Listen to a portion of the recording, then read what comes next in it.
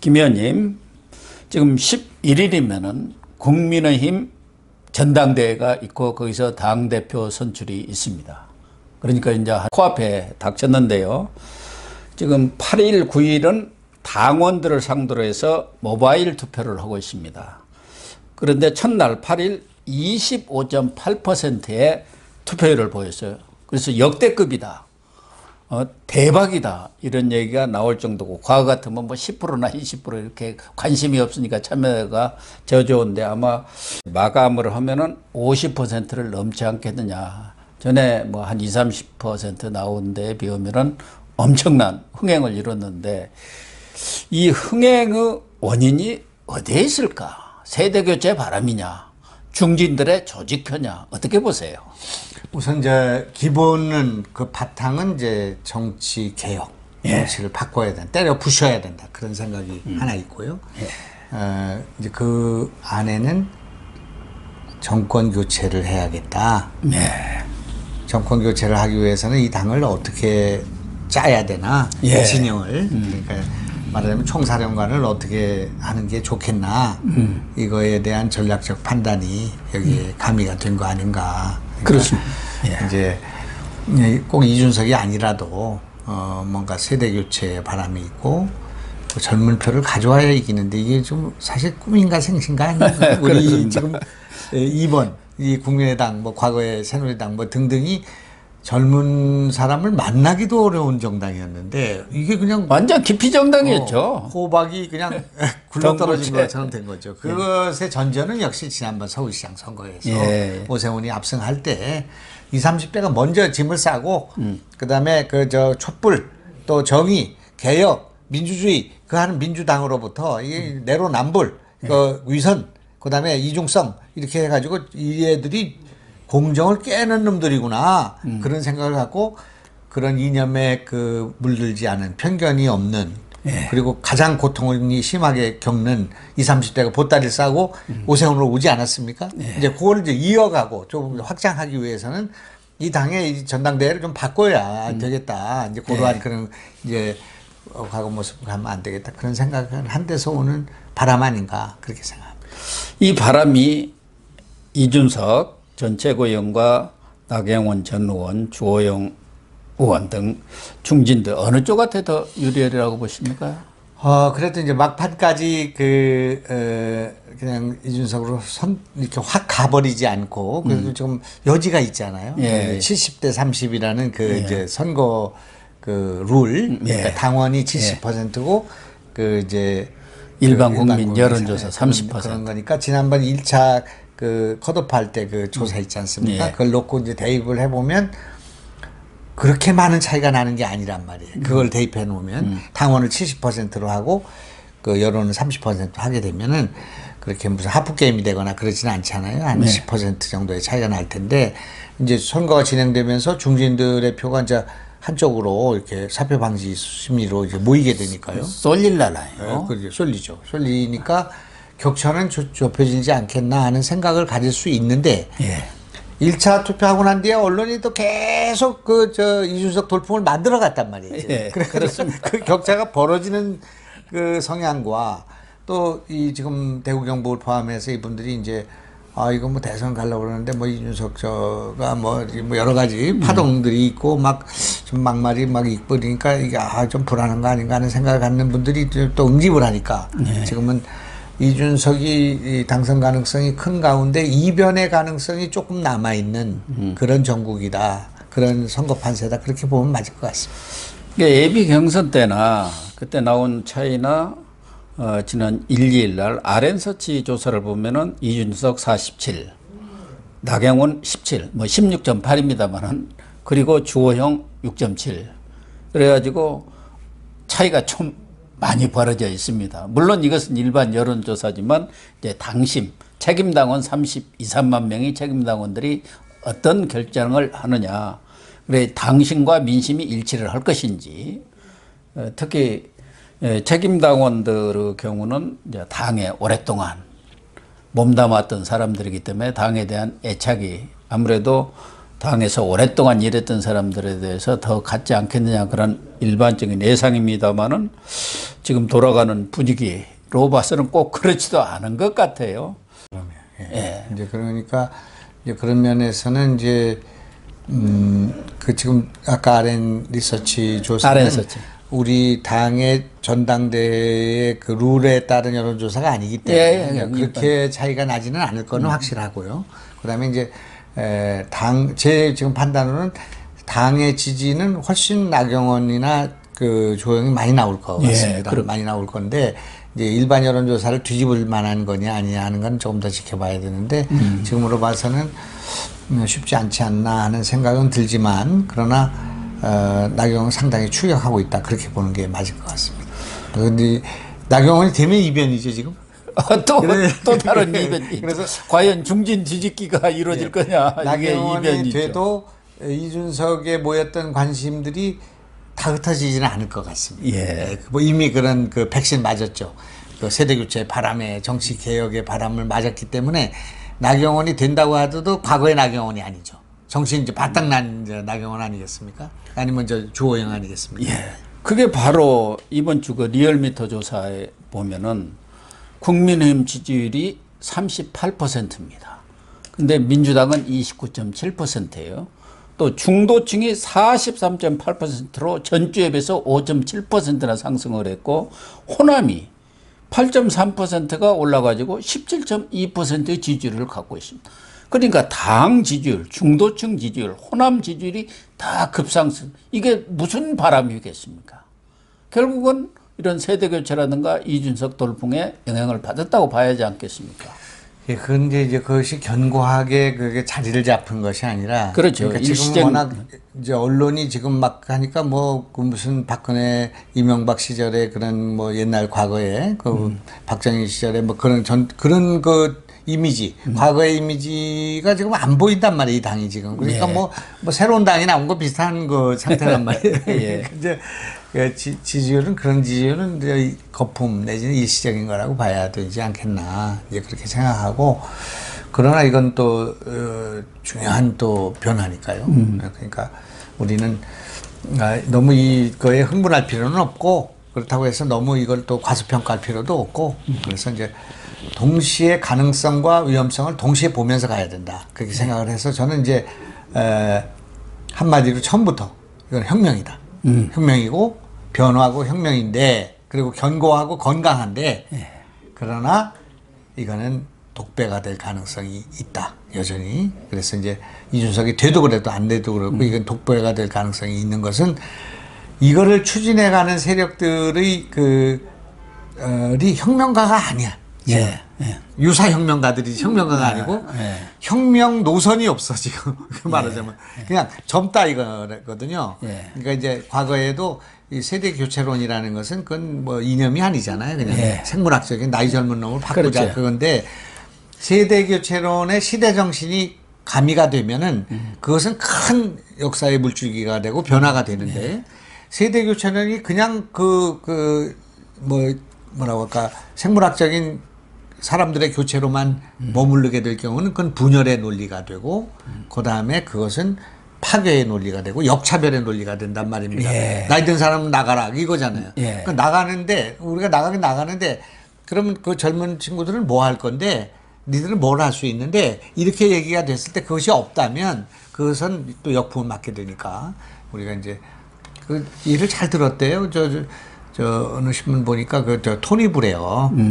토니 브레어가 집권한 게 대처 이후에 그 영국의 보수당이 쭉 집권하는 과정에서 이게 도저히 안 되니까 토니 브레어를 내세워서 오히려 보수당의 정책을 끌고 와가지고 토니 브레어가 제3의 길로 해서 집권하지 않았습니까? 그게 뭐 십몇 년 집권을 하니까 이게 보수당이 이게 도저히 이게 지금 안 된단 말이에요. 그러니까 보수당이 캐머런인가 뭐 누구를 세워가지고요. 그러니까 이제 완전히 이제 보수당 39세 그때 그렇다고 그럽니다. 캐머런이 39세 때 나왔죠. 그래 돼가지고 중진들이 뒤에 다 울타리 쓰고 이렇게 해갖고 이제 죽으니까 지금 계속 선거 치니까요. 그래가지고 오히려 그 토니 브레어의 정책 가운데서 필요한 거를 보수당이 확 끌어와가지고 그래 집권했단 말이에요. 이제 그랬는데 그 집권하고 나니까 또 이제 노동당이 예. 더 젊은 놈을 내세워가지고 누구 이름을 잊어버렸어요. 근데 그분이 나와가지고 이제 했는데 그 사람은 더 왼쪽으로 가버린 거예요. 노선이. 예. 그러니까 집권을 못한 거예요. 예. 그래가지고 젊은 걸로 바꿨다고 해서 꼭 승리하는 거 하나는 승리하고 하나는 패배했단 말이에요. 예? 실패했단 말이죠.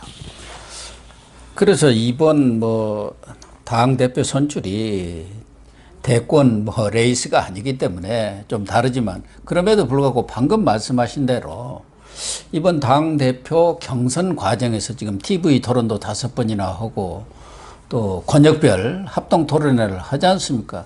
그러면 그런 데서 뭔가 이준석은 이준석대로 또 중진은 중진대로 당을 어떻게 바꿀 것인지 나라를 어떻게 끌어갈 것인지 또 대권은 어떻게 찾아올 것인지 정권은 이런 좀 미래지향적인 비전들이 나왔으면 좋은데 지금 언론에 보도되고 또 이렇게 텔레비 토론 같은 것을 하는 거 보면은 어떻게 보면 말싸움 하는 수준 아닌가.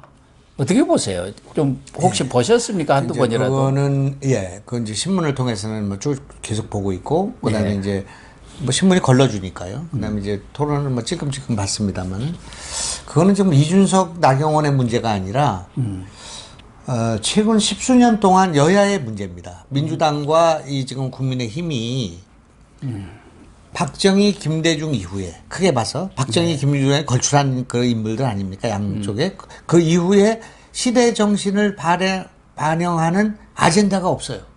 이번 선거에서 기껏해야 지금 저기입니다. 기본 소득론. 그런데 그것도 뭐 기본 소득을 반대하는 건 아니에요. 여기는 조금씩 나눠서 좀 주자는 거고, 이건 뭐 차별 없이 주자는 거고, 뭐 그런 정도예요. 그리고 그걸 어디서 예산 갖다 할 거냐든지 이런 논쟁이지. 크게 봤을 때 김대중 이후로 민주당이 내세우는 그게 없단 말이에요. 노무현 대통령은 그때 이제 지역균형 발전론 같은 거를 주장했지만 그거는 아직 실험이 끝나지 않았어요. 제가 볼 때는 그게 뭐냐면 세종시 그 문제가 지금 그것이 역사적으로 그 정당했는가는 조금 판단이 유보된 경우가 많아요. 지금 제가 볼 때는 100% 성공했다고 보기가 어려워요. 그런 이제 그런 문제가 있고 그다음에 이 지금 박정희당은 박정희 대통령으로부터 한 발짝도 못 나간 내가 볼 때는 오히려 후퇴하고 있어요.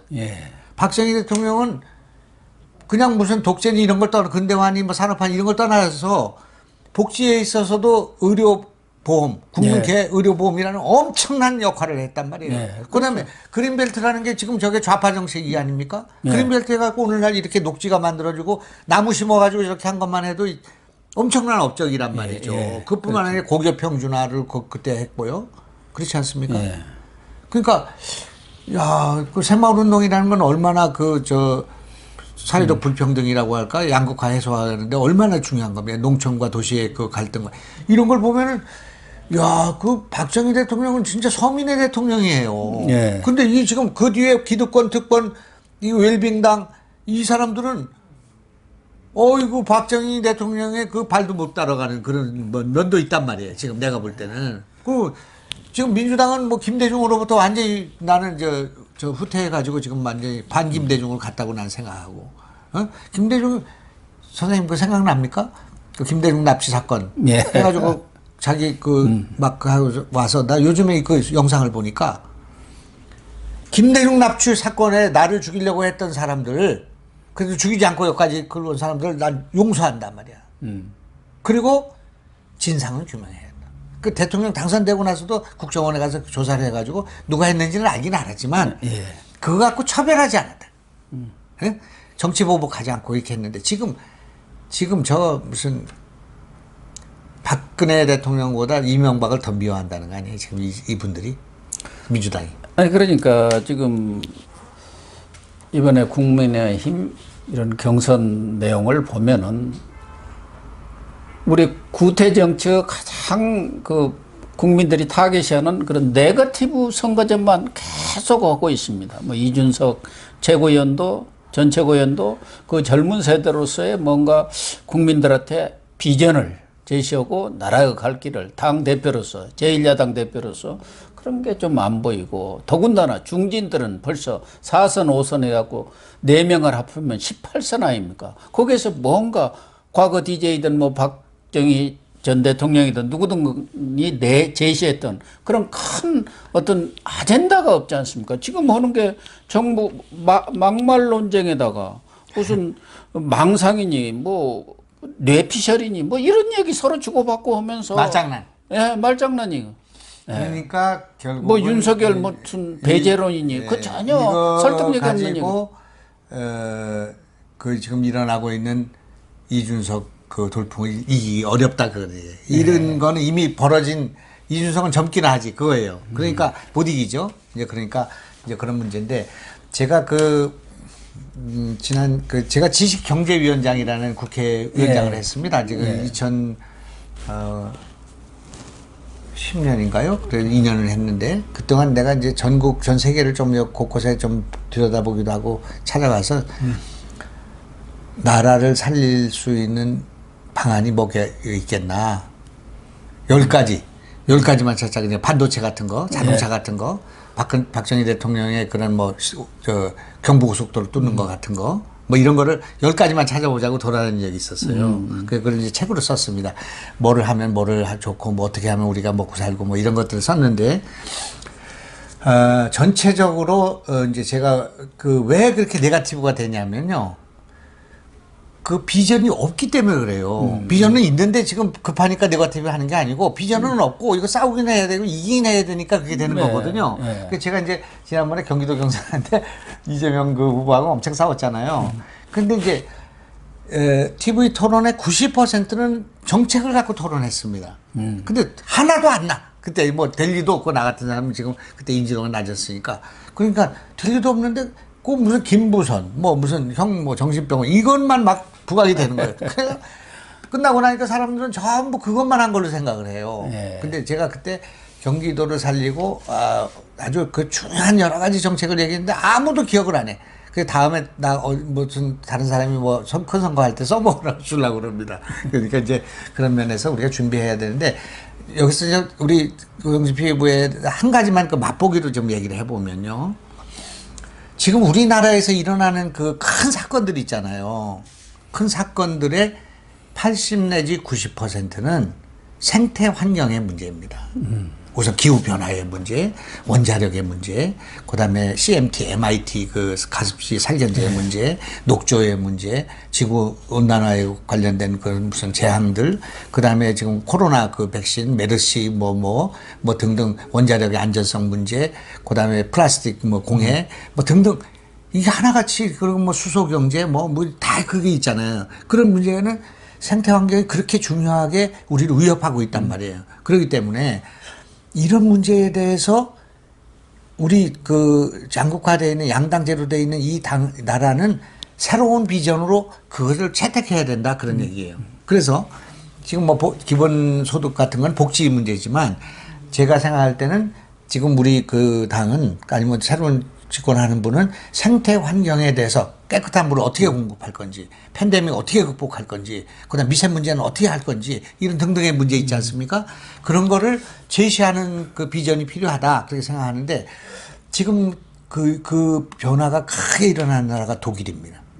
독일 내가 자세히는 안 봤는데 신문 보니까 녹색당이라는 게 있었잖아요. 아주 소수당이었던 녹색당이. 우리도 녹색당이 있습니다. 근데 그 당이 지금 독일의 제1당으로 부상하고 있어요. 집권지금 가능한 상황까지 와 있지 않습니까? 그러니까 이제 제가 평상시에 갖고 있던 생각을 지금 뭐 뒷받침하는 사례인데 그래서 우리는 그런 문제에 침착을 해서 만약 나경원이나 주호영이가 이것만 미세문제는 우리가 이렇게 하고 우리 대선에 가서는 우리는 생태 환경을 부각시킨다든지 이렇게 하면 신선하잖아요. 그리고 경험과 경륜이 역시 있구나. 그렇게 해야 하는데 그 36살 먹은 이준석이를 데리고 자꾸 네거티브를 하니까 그런 게 좀 문제가 되고 결과적으로 만약에 뭐 11일 날 이준석 전 최고위원이 당대표가 된다면은 당이 많이 달라집니까? 어떻게 될 것 같아요? 완전히 그것도 이제 사소하게 볼 수는 없는 건데 우선 카메라에 비친 얼굴이 그게 그때는 아니니까 정치권에 일종의 지각 변동을 일으킬 수도 있어요. 그런 그 택틱이라고 할까요? 그런 언술이라고 할까? 뭐 또 발랄함이 있잖아요. 이준석이라는 사람이 또 천재적인 데가 있는 친구니까 상당히 나는 좋은 영향을 줄 거다. 이제 그렇게 봅니다. 그러나 사람은 이제 그거를 꿰뚫어 보거든요. 하루 이틀은 그게 되는데, 그 쇼잉이 그게 되잖아요. 예. 그런데 되는데, 내용이 없으면. 그리고 또 이제 굉장히 많은 실착을 하게 되죠. 실수를. 그래서 막 정치라는 게 간단하지 않습니까? 특히 말 실수 같은 것들이 당 회의에 가보면 최고위원들하고 이게 지금 이게 전혀 조율이 안 될 거예요. 예, 그다음에 그럴 겁니다. 의총하고 진행되는 거하고 이 지금 당 대표가 움직이는 것들이 지금 엇박자가 될 거예요. 예. 그다음에 당에 들어오는 외부의 큰 정치 후보들하고 사이에 이게 앙금이야 갈등이 생길 수도 있고 보완이 될 수도 있는 그런 아주 어려운 문제가 생기다 그런 얘기예요. 그러니까 위험성과 가능성 동시에 있다. 그렇게 보는 게 맞다. 그래서 많은 사람들이 만약 이준석이가 되면은 윤석열과는 궁합, 케미가 잘 맞을 것인지, 또 안철수 국민의당 대표의 통합 문제는 순조롭게 이루어질 것인지, 어쨌든 본인 스스로도 앙금이 있다고 얘기를 할 정도니까. 특히 또 홍준표 전 대표, 홍준표 의원에 대해서도 또 복당에 그동안 꾸준히 반대를 해왔어요. 그런데 이런 분들이 다 대권 주자들이에요. 그런데 그런 대권 주자들과의 융화가 잘 되고 본인은 또 뒤에 숨어야 하지 않습니까? 이 대선을 하기 위한 거지 무슨 이준석이가 대권 나가는 건 아니니까. 그런데 본인이 나서려고 해버리면은. 그러니까 나부되면 안 되지. 나부되면. 예. 지금 나되면은 이제 큰일 나버리거든요. 나부될 사람은 한 사람밖에 없습니다. 대통령 후보 한 사람만 나부돼요. 그래. 그리고 뒤에서는 숨어서 악역을 해줘야 돼. 예. 날라오는 화살을 맞고 돌팔매를 자기가 맞아야 돼. 그런데 지금 돌팔매를 후보한테 주는 발언 같은 게 나타난 게 있는데 내가 이제 한번 쓰면 또 언론이 다 쓸 건데 그게 이준석 후보의 윤석열에 대한 발언이 지나쳐요. 지금 벌써. 그게 이제 우선 첫 번째 나타난 건 제갈량의 새 복주머니 그게 하나 있었고 두 번째 이번에 정말 해서는 안 되는 얘기 그거를 건드렸어요 이번에. 그게 뭐냐면 장모 문제에 대해서 10원 그거면 10원도 뭐 그 발언에 대해서 그것이 검사로서 그걸 판단을 하고 한 것이면 책임져야 돼. 그거는 민주당도 하기가 어려운 얘기예요. 예. 근데 우리 당 대표가 될 가능성이 있는 사람이 해서는 정말 안 되는 얘기를 하고 있단 말이에요. 네. 그러니까 이거는 야 이거 큰일 났다 이거 큰일 났는데 이런 생각이 들어요. 윤석열 입장에서 보면 심히 불쾌한 일이 아니겠습니까 지금? 그렇죠. 그리고 그러면 저쪽에서 그걸 공격할 때, 야 거기 당 대표가 그렇게 얘기하지 않느냐 이렇게 얘기할 수가 있단 말이에요. 그 발언들이 이제 또 다음에 저쪽에서 공격을 해올 건 뻔한 것 아닙니까? 네거티브에 다 써먹을 그만 거예요. 얘기합시다. 이거 좀 잘라든지. 이거 아니 그 부분에 대해서는 나경원 전 의원이 지금 자꾸 지적을 한 거 아닙니까? TV조선 그 토론에서도 장모권을 덮을 수 없다. 윤 전 총장이 책임져야 한다. 제 귀를 의심했다. 이렇게 지금 얘기를 하고 있는 데 대해서 이제 저도 그 내용을 다 읽어보지는 않았는데. 그거와 관계없이 지금 내가 볼 때 내가 윤석열이면 아니면 내가 안철수면 지금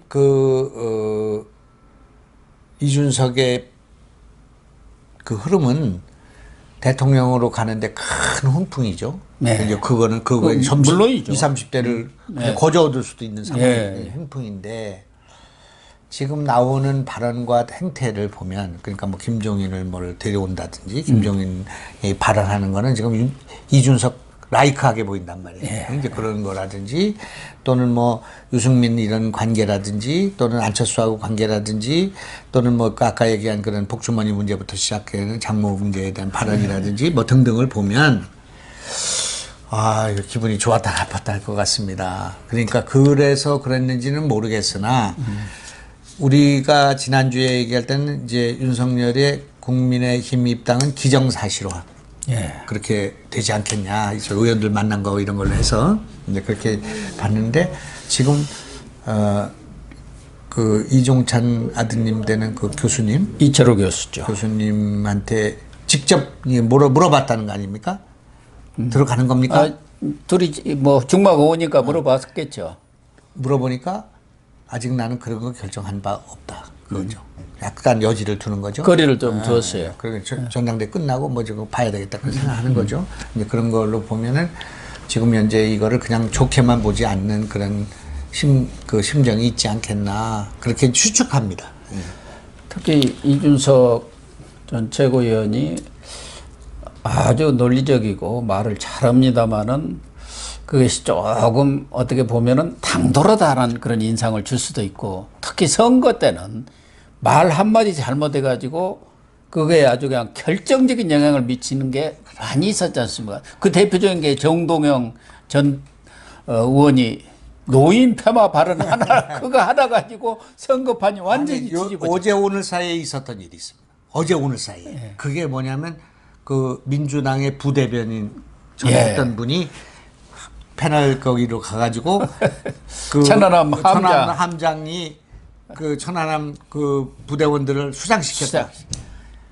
아 이거는 정말 있을 만약에 그저 대통령 후보가 그만했으면 그걸로 선거 끝났죠.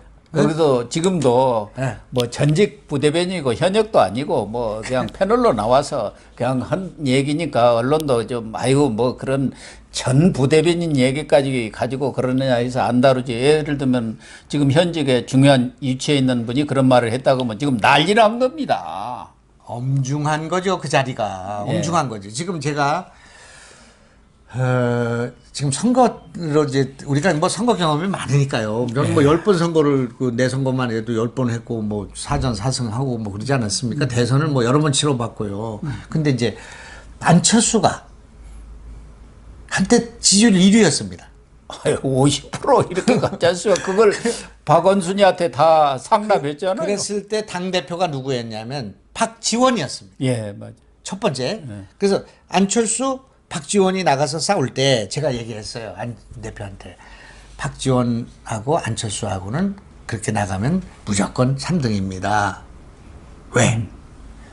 안철수의 새정치하고 박지원의 새정치가 맞지가 않습니다. 네, 그렇죠. 그런데 그때 당의 그 핵심적인 뭐 김성식 의원이나 박선수 의원 이런 분들은 야 호남을 버리고 박지원 같은 노련한 그런 사람을 버리고 어떻게 안철수가 대선할 수 있냐 애순이가 이렇게 생각했어요. 그러니까 아 그거 이제 그 이준석이 조심해야 될 건데 이준석이가 이제 그런 과거의 정치인들의 품속으로 들어가면서 맛이 가기 시작하는 겁니다.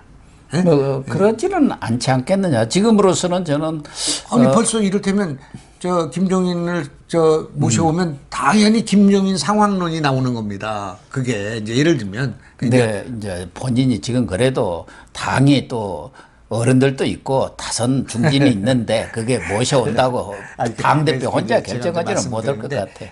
이제 그렇게 가니까 그렇게 가면 큰일이죠. 그때 안철수를 때린 게 아니라 홍준표가 안철수를 때린 게 아니라 박지원을 때리더라고요. 네, 그래서 영남에서 박지원 상황론을 때리니까 지지율이 쭉 빠져서 홍준표로 가서 홍준표가 2등 돼버려. 예, 나는 그때 만약에 박지원 상황론이 나오기 전에 박지원이 사퇴를 하고 안철수가 더 열심히 했으면 2등은 했을 거라고 나는 생각하거든요. 네, 예, 그렇죠. 그러니까 지금 저 선거라는 게 후보를 때리는 게 아니라 후보 그 뭐 성동격 선 아니고 뭐라고 해야 되나 작고로 때린다고 그러나 뭐 이런 게 있을 수가 있어요. 쓰리 쿠션이 많죠. 쓰리 쿠션. 네. 쓰리 쿠션. 그러니까 그때 이제 대표가 그런 표적이 될 수가 있으니까 지금 되고 나서는 정말 조심해야 조심해야 합니다.